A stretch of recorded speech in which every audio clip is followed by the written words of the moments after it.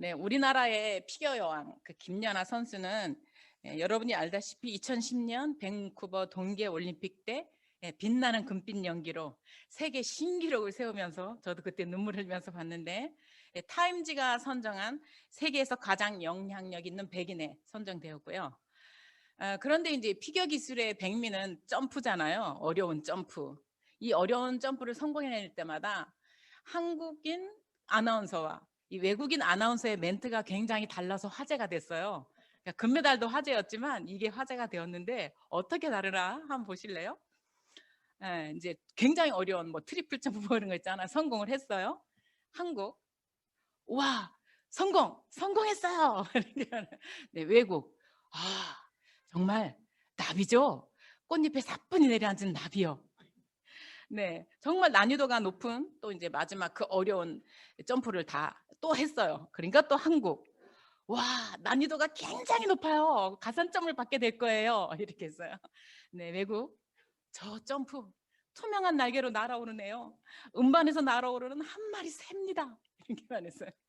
이제 마지막 경기를 마치고 최고의 점프를 다 돌아서 금메달이 확정된 순간이었습니다. 한국 김연아 선수 경기를 완전히 지배했습니다. 금메달이에요. 금메달 이렇게만 했어요. 외국 천사인가요? 오늘 그녀는 하늘에서 내려와 이 경기장을 서성이고 있네요. 울어도 되나요? 정말이지 눈물이 나네요. 저는 오늘 밤을 언제고 기억할 겁니다. 오늘 밤 이 경기장에서 연하의 아름다운 몸짓을 바라본 저는 정말 행운아입니다. 감사합니다. 신이시여. 우리는 이제는 정말 성공과 실패, 성공지향적 이런 것보다는 할 수 있는 거, 노력한 거, 누릴 수 있는 것에 대해서 감사할 수 있는 저와 여러분 되시길 축복합니다. 아멘. 지난주에는 저희가 수많은 사람들이 치유와 기적을 바라고 예수님께 나왔다가 예수님께서 치유해 주시지 않으니까 대부분 다 떠나가고 그 장면을 저희가 살펴봤어요. 예수님은 사람들이 당장 시급한 문제를 아세요. 다 아셨지만 그 치료를 하신 게 아니라 근본적인 문제인 하나님에 관한 거, 영혼과 영생에 관한 말씀이 더 시급하셨기 때문에 오로지 말씀 전하시는데 심려를 기울이셨습니다. 예수님의 목표는 하나님 나라의 복음을 바로 알고 깨달은 사람들이 당신이 십자가 지시고 죽으신 후에도 땅 끝까지 가서 그 복음을 전하도록 하시는 게 목표셨기 때문에, 그리고 시간이 얼마 안 남았잖아요. 이제 3년 반 얼마 안 남았기 때문에 예수님은 짧은 기간 동안에 심려를 기울여서 이 하나님의 말씀을 가르친 겁니다. 그런데 마귀는 제때가 얼마 남지 않은 걸 알았기 때문에 그 예수님 앞에 나왔던 수많은 무리들, 또 귀신 들린 사람들, 또는 종교 기득권자들과 바리새인들을 조정해서 예수님의 말씀 사역을 끊임없이 방해했어요. 그리고 지금도 방해합니다. 하나님 나라의 복음을 바로 알고 전해야 당시의 사람들이 그 로마 제국의 또 탄압도 견딜 수 있고, 유대교의 기독교와 또 유대교가 달랐잖아요. 유대교의 탄압도 견딜 수 있었고, 또 이단들이 많았잖아요. 수많은 이단을 견뎌낼 수 있기 때문에 말씀 전하는 게 예수님은 굉장히 급하셨어요. 우리도 마찬가지입니다. 지금 이 시대에 우리가 하나님의 말씀을 잘 붙들고 알 때 우리의 믿음이 든든해지고 또 현실의 어려움도 견디고 이기고 극복해낼 줄로 믿으시기를 축복합니다. 아멘. 따라서 우리는 지금 코로나로 물론 다 어렵잖아요. 특별히 청년층은 더더욱 어렵습니다. 그렇게 열심히 공부를 하고 준비를 했는데 취업할 자리가 없어요. 알바 자리조차 없어요. 그래서 지금 청년들의 고독사가 문제가 되고 있잖아요. 우리 시대에. 또 자영업자들도 힘들어요. 이게 금세 끝날 줄 알았던 코로나가 1년, 2년 이어가니까 정말 너도 나도 버티기 힘든 시기를 지나갑니다. 이렇게 비록 삶이 치열하지만 이럴 때일수록 우리가 하나님 말씀을 붙들고 하나님을 신뢰하고 그분의 도우심을 구하는 삶, 그리고 예수님을 제대로 따르는 삶을 살 때, 그때 우리는 정말 충만하고 능력 있고 가치 있는 삶을 살고 주님의 도우심을 경험하게 되는 것이기 때문에 우리는 이렇게 그냥 막 달려가고 어렵네 하고 퍼져 있는 게 아니라 멈춰 서서 내가 매일 진실한 그리스도인의 삶의 본질에 합하게 사는가, 아니면 그 본질에서 내가 지금 떨어져 있는 것은 아닌가 돌아볼 필요가 있어요. 그리고 매일매일 우리의 우선순위를 바로 해야 해요.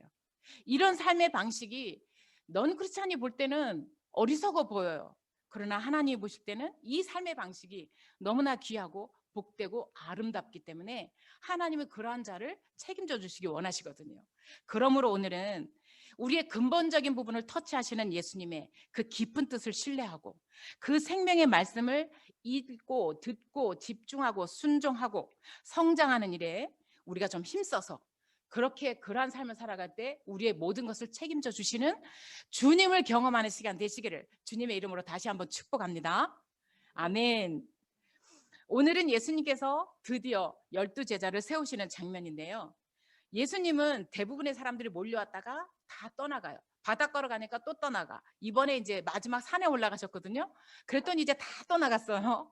그래서 그런데 거기 산까지 쫓아온 사람들이 있었어요. 그 산까지 쫓아온 사람들에게 예수님은 말씀을 전하시고 거기서 제자를 뽑으십니다. 우리 한번 오늘 본문 마가복음 3장 13절 14절 한번 띄워주실까요? 제가 13절 읽을게요. 또 산에 오르사 자기가 원하는 자들을 부르시니 나아온지라. 14절 이에 12를 세우셨으니 이는 자기와 함께 있게 하시고 또 보내사 전도도 하며. 아멘. 성경 말씀 읽고 나면 우리 아멘으로 하도록 하겠습니다. 아멘. 아멘. 예, 제자라는 말은 우리가 다 알다시피 주로 이제 공관복음은 아시죠? 마태바가 누가복음과 사도행전에서 많이 언급되었는데 이 위대한 지도자들을 추종하는 사람들을 제자라고 말해요. 근데 이때 예수님 당시에는 이렇게 제자들이 흔했어요.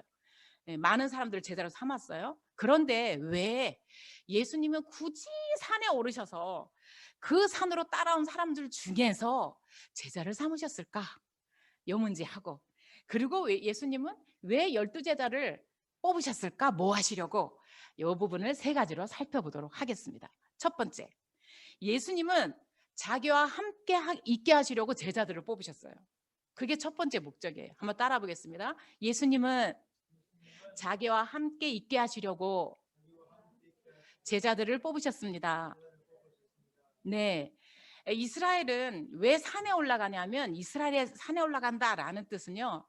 대부분 이스라엘 사람들은 새로운 공동체나 새로운 미래, 어떤 새로운 것을 꿈꿀 때, 전망할 때는 산에 오르는 경향이 있었고, 특별히 하나님은 산으로 이 사람들을 부르셨는데 우리가 잘 아는 거 있죠? 모세를 산으로 부르시잖아요.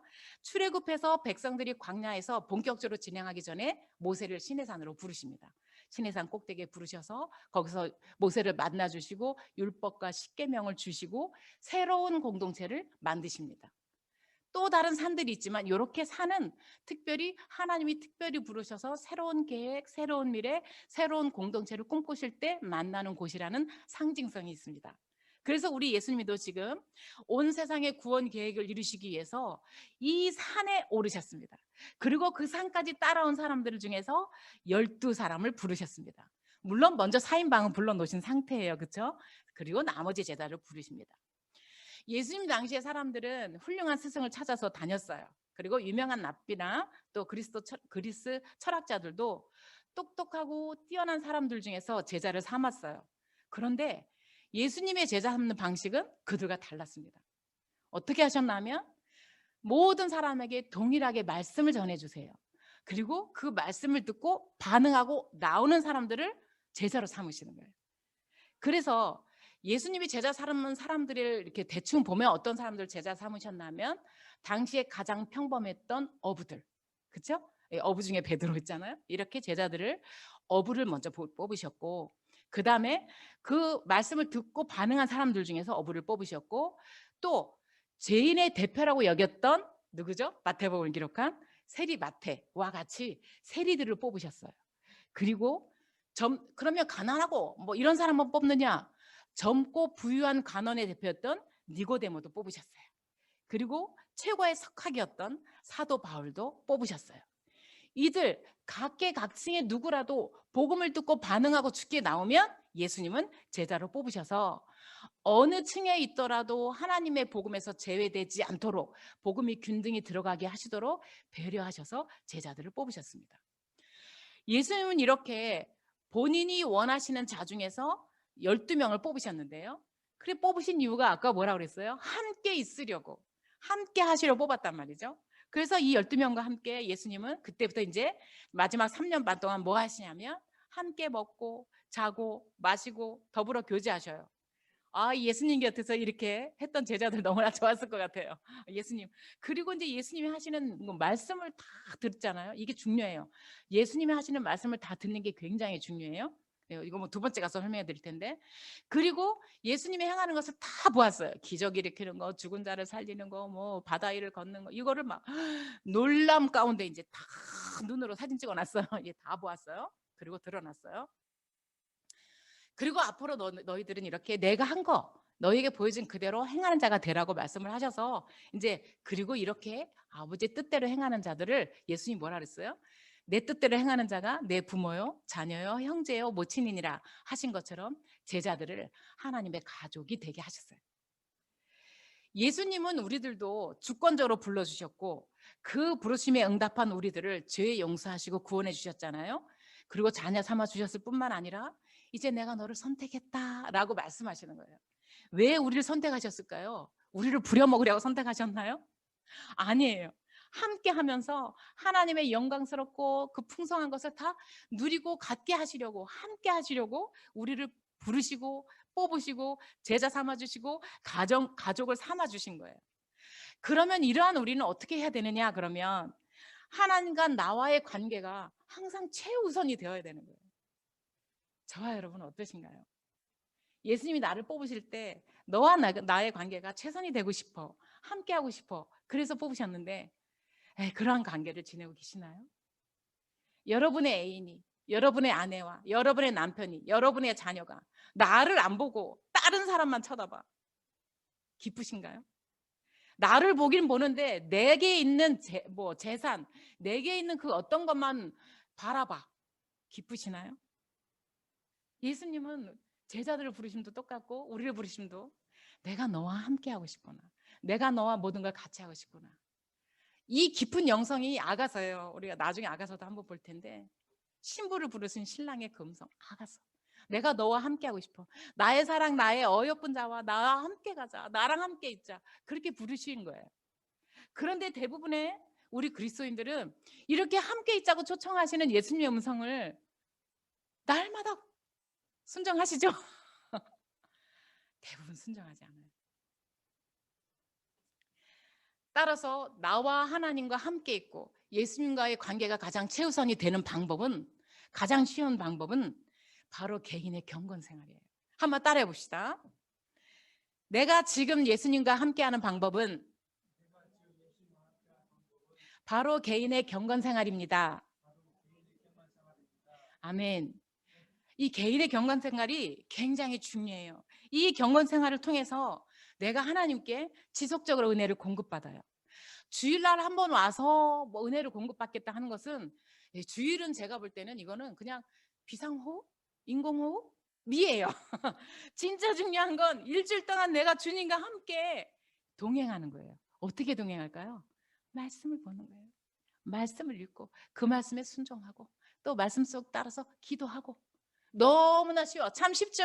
예수님과 함께 동행하는 거 너무 쉬워. 이렇게 있는 성경 읽고 매일매일 정한 시간에 읽고 그 말씀에 따라서 묵상하고 또 그 말씀 순종하려 하고 그리고 생각나는 사람 있으면 기도해주고, 이런 개인의 경건 생활이 지속적으로 있을 때 내가 은혜가 풍성해지는 거예요. 그리고 그런 은혜가 풍성한 나를 통해서 그 하나님의 은혜가 가정과 교회와 학교와 직장에 저절로 흘러나가게 되는 거예요. 이 개인의 경건 생활이 없으면 신앙도 억지가 돼요. 이 개인의 경건 생활이 없으면 기쁘고 감사하지가 않아요. 내게 있는 것이. 그래서 우리는 저절로 내가 믿음 생활하고 저절로 할 수가 없어요. 개인의 경건 생활이 무너진 곳에서 다시 여러분의 개인의 경건 생활을 시작하게 되시기를 주님의 이름으로 축복합니다. 아멘.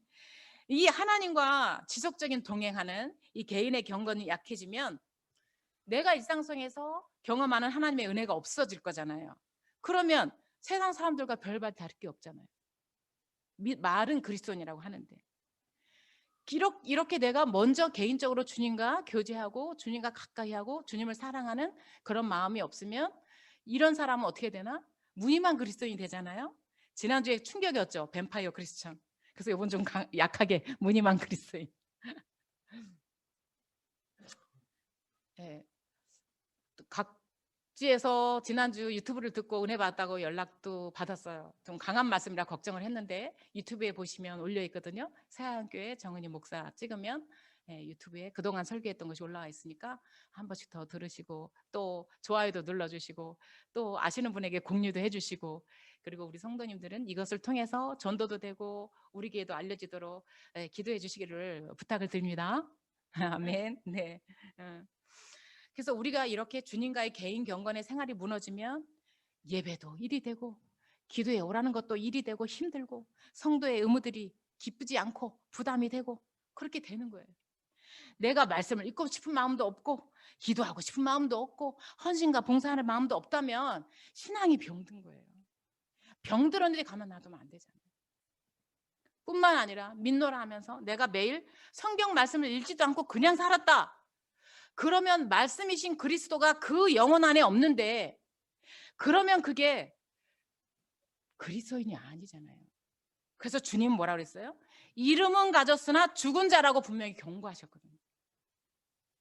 저와 여러분이 개인의 삶 속에 주와 동행하는 개인의 경건이 지속되고 있으면 감사하고 더 잘하시기 바라고, 혹시 내가 무너졌다면 오늘 그 무너진 단을 내가 오늘부터 수축하리라 결단하는 시간 되시기를 주님의 이름으로 축복을 드립니다. 아멘. 아멘. 우리는 흙으로 빚어진 사람들이에요. 그러니까 이 흙 자체로는 아무런 가치가 없어요. 그런데 예수님의 말씀이 들어올 때 우리가 영이 되고 가치가 있고 생명이 있는 거예요. 따라서 아무리 공부가 바빠도 아무리 직장이 바빠도 정말 이 개인의 경건 생활을 놓치지 마시고 최우선 습관으로 삼으시고 따라서 우리 교회에서 지금 매일 큐티 해서 올리잖아요. 밴드나 카톡에. 만약에 놓쳤으면 저녁에 잠자리 들기 전에라도 바쁘면 아멘이라도 서로 격려해 주시고, 그리고 새벽 기도 오시고 수요 예배 오시면 더 좋으나 혹시 그렇게 못하시는 분들은 정말 조용한 시간에 따로 기도할 틈을 내셔야 되고 따로 성경 읽을 틈을 내셔야 해요. 그게 무너지면 하나님께서 기뻐하지 않고 동행하지 않고 우리가 아무런 힘이 없는 그리스도인이에요. 그러므로 지난번에도 살펴봤지만 우리 디모데전서 4장 8절에 경건의 훈련이 얼마나 유익한지 정말 빡세게 훈련을 해서 금생과 내생에 약속이 있는 이 경건의 훈련을 저와 여러분의 것으로 삼으시게 되시기를 주님의 이름으로 축복합니다. 아멘. 이제 우리 상반기를 지금 마무리하는 시점입니다. 이제 하반기를 준비하는 시점이에요. 벌써 어느새 이렇게 1년이 반이 흘렀어요. 우리의 영적인 삶도 돌아보시고 또 우리의 모든 개인의 계획했던 것들도 돌아보시고 그런 것이 왜 약화되었나 돌아보셔서 이 개인 경건이 살면 육신의 삶도 살아요. 다른 부분이 살게 돼요. 그래서 이 부분을 돌아보셔서 정말 이제 말씀 읽는 거, 기도하는, 훈련하는 일을 내가 오늘부터 다시 시작해보리라 결단하시기 바라고요. 특별히 우리 교회 성도님들은 지난주부터 시작된 이 기도회가 진짜 은혜롭고 좋습니다. 저는 우리 성도님들 다 오실 줄 알았는데 이거 많이 안 오셔서 조금 연락을 안 해서 그러나 생각을 했는데 어쨌든 한 번도 안 빠지고 참여해 주신 분들도 계셔서 너무 감사하고요. 오늘 저녁부터 다시 또 이번 주 토요일까지 이제 청년 다니엘 기도가 시작되지만 청년들만 오라는 게 아니에요. 어른들이 와서 그들을 위해서 같이 기도해 주라는 거예요. 지금 청년 세대가 너무 힘들기 때문에. 그래서 저희가 어른들은 은혜를 받았으니까 청년들을 살려보자 해서 청년 다니엘 기도로 바꾼 거니까 우리 재직들, 집사님들 다 참여해 주셔서 함께 기도해 주시기를 부탁을 드립니다. 아멘. 아멘. 네, 그리고 우리 삶을 통해서 예수님과 동행하기 위해서 저는 정말 여러분이 결단을 하실 때 내 삶의 육을 위한 시간들을 좀 주시기를 부탁을 드려요. 육을 위해서 쓰는 시간들 있죠. 뭐 드라마 보는 거, 유튜브 시청하는 거, 게임하는 거, 뭐 이런 시간 좀 줄이시고 시간을 내려고 하면 얼마든지 시간을 낼 수 있어요. 그래서 개인 경건, 성경 읽기, 큐티, 아멘 댓글 달기 이런 일들에 좀 더 마음을 내셔서 주와 동행하시고 말씀 듣고 미루지 마시고 그냥 오늘부터 내가 당장 오늘 집에 가서 당장 정말 이것을 실천하셔서 이 어려운 삶을 견디고 세상 가운데서 승리하시는 저와 여러분 되시기 주님의 이름으로 축복드립니다. 아멘. 나랑 함께 있자 하시는 주님의 음성에 순종하시면 정말 반드시 복이 되고 간증이 넘칠 줄로 믿습니다. 아멘. 두 번째입니다.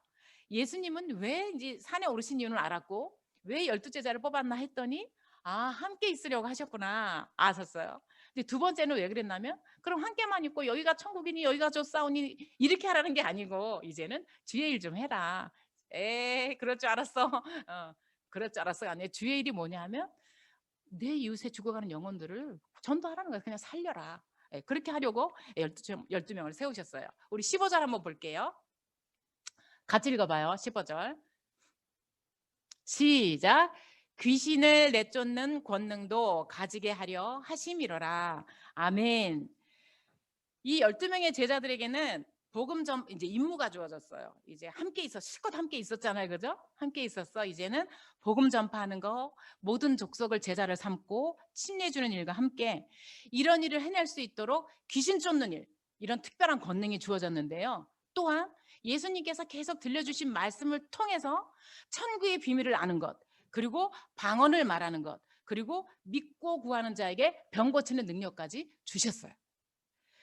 예수님 당시에는 지금 같은 종이 성경책이 없었어요. 그리고 신약은 아직 기록도 안 돼 있었어요. 그러니까 이 구약 성경책도 어디에 기록돼 있었냐면 비싼 양피지하고 파피루스에 기록이 되었는데, 특별히 비싼 양피지로 된 책 한 권을 만들려면 양을 수십 마리를 잡아야 돼요. 그래서 얼마나 책 한 권이 귀한지, 그래서 그거보다 조금 싼 파피루스로 책을 만들었거든요. 그러니까 당시에 책을 가지고 있는 자들은 부자만 가지고 있어요. 그러니까 책을 볼 수가 없어. 그래서 예수님께 찾아 나온 사람들이 책을 볼 수가 성경을 볼 수가 없는 거예요. 그러니까 기회만 있으면 말씀을 전하는 거예요. 내가 가고 나면 이 말씀이 없으니까 계속 병 고치는 건 중요하지 않아. 말씀이 중요해. 그래서 말씀을 틈만 나면 반복해서 말씀을 가르쳐 주셨고, 그리고 실물 교육을 해야 되니까 드레베카바 뭐 공중나는새 그런 걸 말할 수밖에 없는 거예요. 책이 없기 때문에. 우리는 책이 있잖아. 책이. 그리고 이제 예수님 가고 나시면 이 들은 말씀밖에 없잖아요. 그러면 내 손에 표적이 있어야 되잖아. 그래서 귀신 쫓는 능력을 주신 거예요. 병 고치는 능력하고. 예수님이 부활 승천하신 후에 이 제자들과 이 초대교회는 세계 복음화에 너무 바빴습니다. 그래서 성경을 기록할 생각도 못했어요. 그냥 열심히 전하고 복음을 전했는데 세월이 지나면서 예수님의 이야기, 예수님과 함께 했던 사람들이 점점 죽잖아요. 하나둘. 그때서야 이 제자들이 성경을 기록해야 되겠네. 우리 다 죽고 나면 이 예수님의 생육신 하신 얘기, 부활하시고 승천하신 얘기를 아는 사람이 아무도 없잖아요. 그래서 큰일 났다 싶어서 예수님이 부활 승천하신 후 약 35년에서 40년 뒤에 성경이 집필돼요. 그게 사복음서하고 마태, 마가, 누가복음하고 AD 70년에 그게 기록이 되고 AD 90년에 이제 요한복음이 기록이 되는 거예요. 그제서야 성경을, 그것도 누가 갖고 있는 게 아니라 그 양피지 하나 하면, 파피루스 하나 하면 교회마다 그거 하나 가지고 회람해서 보는 거예요. 이렇게 귀하게 성경을. 우린 지금 이렇게 좋은 성경이 우리 손에 딱 있는 거예요. 지금 너무나 귀한 성경이.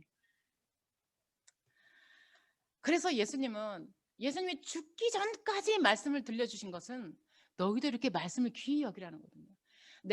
너가 너에게 들려주는 말이 영이어고 생명이라. 근데 너희와 함께 있는 것이 나인데 내가 어떻게 너희와 같이 있을까? 말씀으로 같이 있을 거야. 그러니까 내가 가는 후에도 너희는 이 말씀을 읽고 듣고 순종해. 그러면 너희와 함께 할 거고 내가 너희에게 주시고자 하는 이 성경의 능력, 성령의 능력이 너희에게 나타날 거야. 그렇게 약속을 하신 거거든요. 이토록 귀하게 기록해서 우리에게 보내주신 이 성경을 우리는 너무나 가볍게 여기는 경향이 있어요.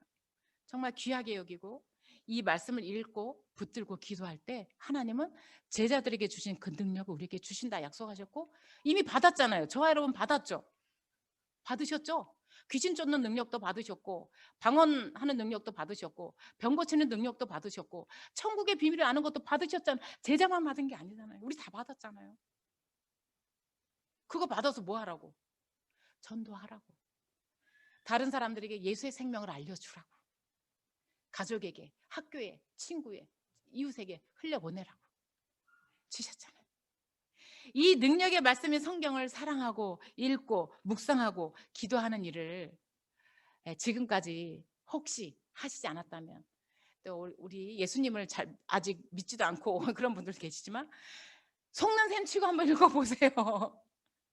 능력이 나타나요. 삶이 달라져요. 영혼이 새로워져요.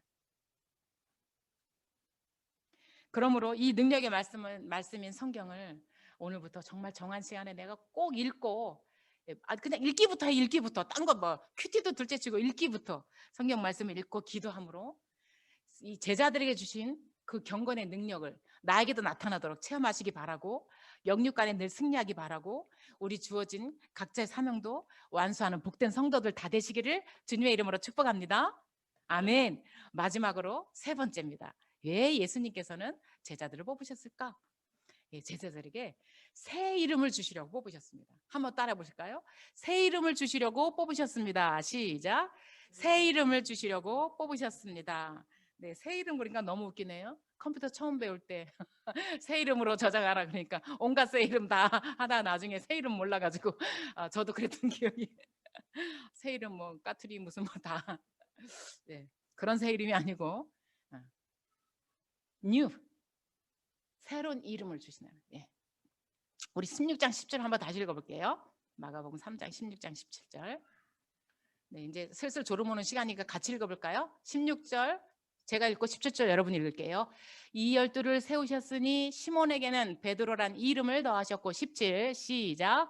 또 세베대의 아들 야고보와 야고보의 형제 요한이니 이 둘에게는 보아너게 곧 우레의 아들이란 이름을 더하셨으며. 아멘.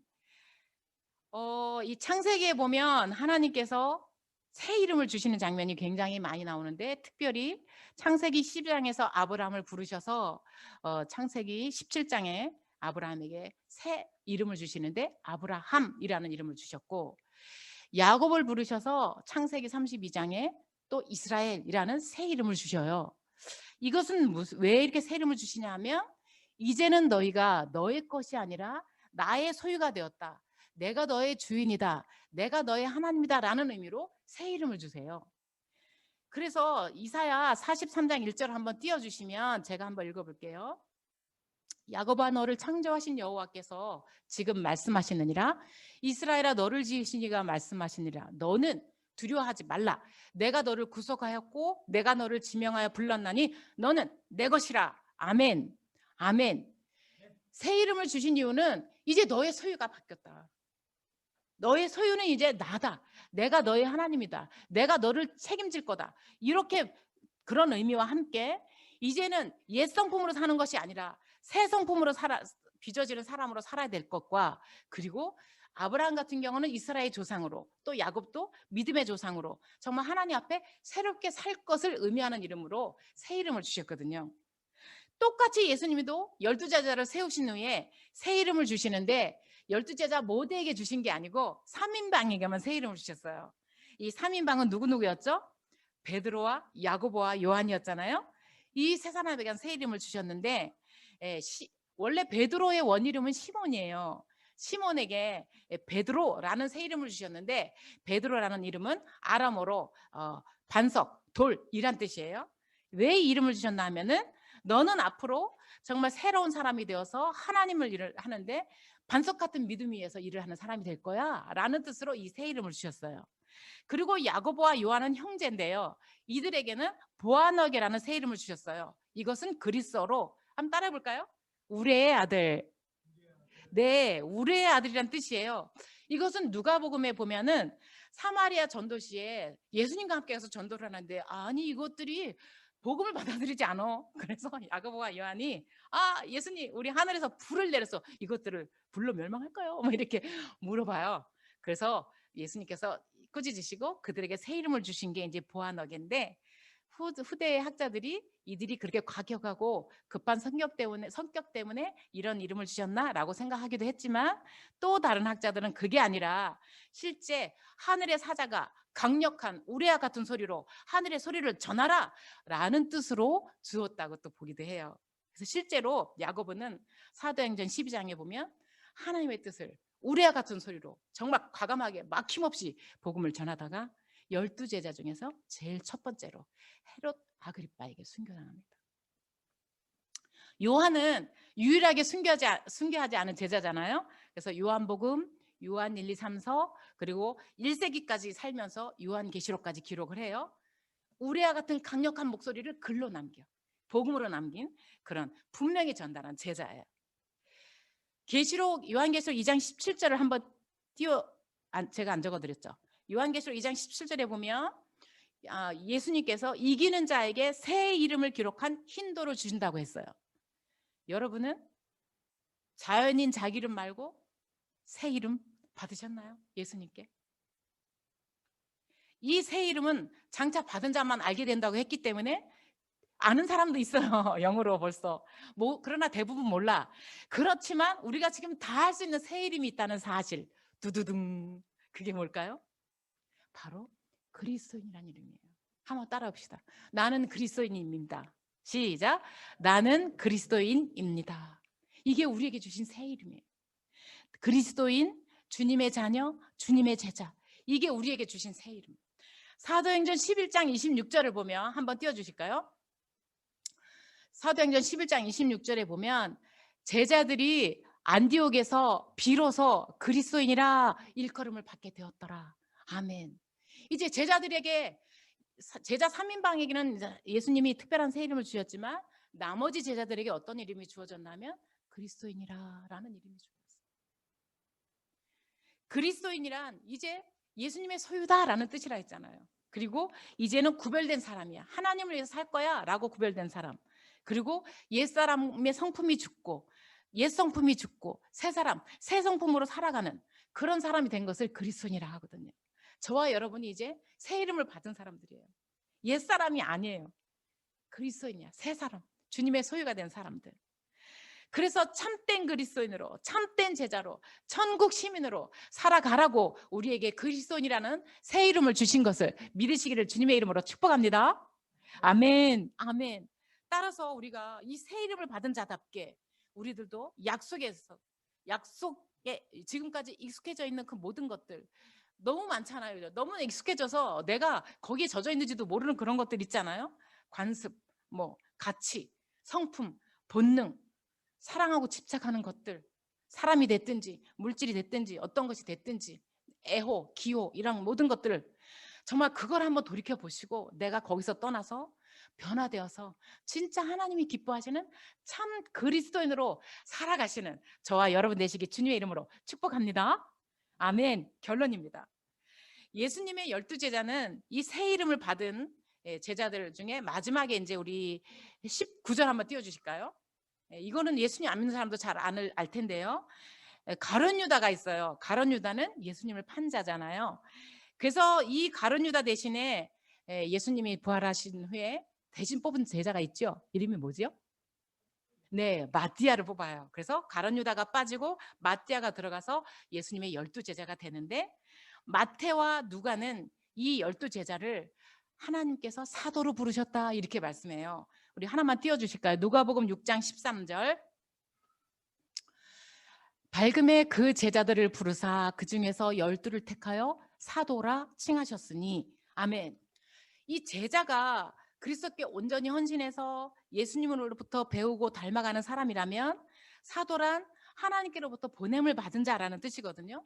완전히 하나님께 속한 자요 하나님의 것이란 뜻이에요. 그래서 말씀과 기도로 변화되고 능력을 받아서 하나님의 나라를 위해서 달려갔던 제자요 사도였던 이들의 이름이 성경에 4번씩이나 정확하게 쫙 나옵니다. 성경에 한 번도 이름이 안 나온 사람이 있는데 이 12제자의 이름은 마태, 마가, 누가, 사도행전에 4번씩이나 이름이 쫙 나와요. 이렇게 이름이 기록된 것은 이들 모두가 정말 말 그대로 하나님의 영광스러운 것이 되었다는 거예요. 그래서 요한계시록에는 한번 띄워주실까요? 계시록 21장 12절과 14절을 한번 띄워주실 텐데요. 천국의 12문에 이 이스라엘의 12지파의 이름이 있다 그랬어요. 이스라엘 자손 12지파의 이름이 있고 14절 그 성에 12기초석에 12제자의 이름이 있다고 했어요. 이거는 그러면 이 12제자만 있다는 뜻인가요? 이건 상징이에요. 정말 이렇게 예수님께서 부르셔서 예수님과 함께 있기를 기뻐하고 개인 경건 생활을 힘쓰면서 주와 동행하고 주님께서 우리에게 맡기신 전도의 사명을 다하고 이렇게 주님을 기뻐한 사람들의 이름, 그리고 주님이 새 이름을 주셨잖아. 나의 신부라는 새 이름, 그리스도라는 새 이름을 가진 사람의 이름이 정말 천국의 성곽의 아름다운 성곽의 12기초석에 이름이 있다는, 우리의 이름이, 저와 여러분의 이름이 정말 이렇게 제자처럼 사도처럼 그 그리스도를 본받아 따라서 살아서 저와 여러분의 이름이 천국에서 이렇게 영롱하게 빛나는 보석 같은 이름으로 팍팍팍팍 박히게 되시기를 주님의 이름으로 축복합니다. 아멘. 아멘. 예수님은 우리를 부르셔서 그저 이 땅에서 뭐 잘 되고 뭐 이 땅에서 그렇게 부르신 게 아니라는 사실을 잘 아시길 바래요. 예수님을 믿노라 하면서도 기도 제목 대부분 한번 여러분 돌아보시겠어요? 이 땅에서도 물론 잘 돼야죠. 이 땅에서 평안해야 되죠. 그래야 우리가 주님을 더 잘 섬기니까. 그러나 이미 주신 것만 해도 그것으로도 주님 섬기기 충분한데도 우리는 거기도 인색하잖아요. 그죠? 우리가 이렇게 하나님께서 우리를 불러서 교제케 하시고 하나님 나라의 영롱한 보석처럼 가치 있는 존재로 삼기 위해서 새 이름으로 불러주신 그 은혜를 깨달았다면 정말 날마다 감사해야 되는 줄로 믿습니다. 아멘. 그리고 주님은 우리를 이렇게 귀하게 주신 말씀을 날마다 읽고 그 말씀에 순종하는 훈련을 하기 원하시고, 그렇게 순종하면서 우리의 모든 것이 변화되기 원해요. 우리의 습관도 변화되기 원하고, 우리의 성품도 변화되기 원하고, 우리의 그 최종 목표, 우리가 바라는 것들이 변화되기 원하고, 우리의 눈이 이 땅에 있는 것이 아니라 저 천국을 향해서 눈이 들어서 주를 바라보기를 원하시는데, 그리고 우리가 정말 알아야 될 것은 우리는 그리스도인이라 하면서 정말 너무나 이 땅을 위해 살아가는 것 같아. 너무나 안타까워요. 저는 이제 목회자로서 우리 성도들이 정말 천국 갈 때가 다 됐는데 주님 앞에 갔을 때 정말 다 같이 천국 가서 다 같이 상을 받고 다 같이 그랬으면 좋겠는데 그때 가서 만약에 천국에 모든 사람이 있으면 어떡하지 하는 생각에 어떤 게 두려울 때가 있어요. 이 세상은 불타 없어지기 위해서 감수된 것에 불과해요.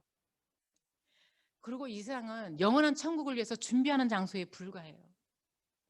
마치 우리 여기 유찬이가 있지만 우리 유찬이는 막 피곤하잖아요. 그러면 지는 거에 못 살아. 그까지 지는 거 아무것도 아닌데 그거에 못 살아. 우리가 마치 그래. 우리가 이 세상에서 그거 못 얻어서 안달복달하는 사람 같아. 지금 많이 성장해서 이제 저도 쿨해졌어요. 이제는 이제 쿨해졌는데 우리가 그래야 돼. 이 세상에 집착한 거에 눈을 좀 그렇다. 그렇다고 해서 이 세상이 다 소용없다, 헛되다, 그건 아니에요. 그러나 우리가 이렇게 영적인 비밀을 깨닫고 산다면 공부를 해도 돈을 벌어도 자녀를 키워도 하나님 나라와 영원한 가치를 위해서 살아가는 거잖아요. 이런 분명한 가치관이 이 시간 저와 여러분에게 주어지시기를 주님의 이름으로 축복합니다.